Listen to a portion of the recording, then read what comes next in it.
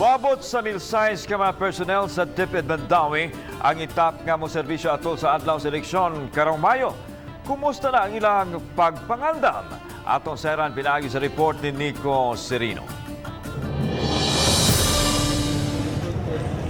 Sa banabana sa DepEd Mandawi, moabot sa 1,600 sa ilang mga personnel ang muserbisyo sa umaabot ng eleksyon. Ang syudad, dunay 331 ka mga clustered precincts. Matag presinto, dunay 3 ka mga miyembro sa Electoral Board, pinanguluhan sa chairman. Duna pa'y additional support staff, way labot ang mga technical staff ug DepEd supervising officers. Himuon ang laing hugna sa pagbansay-bansay kanila nga pangunayan sa taga-COMELEC. IBIS, DESO, kanatong gitawag nga Department of Education Supervising Officer. So sila na in charge sa tibuok nga eskwelahan nga himuon nga polling center.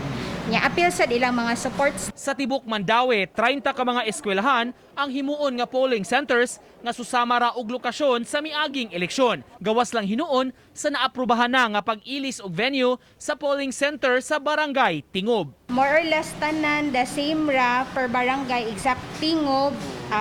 We requested nga i-transfer siya. Uban ni Godfrey Relien, Nico Sereno, Balitang Bisdak.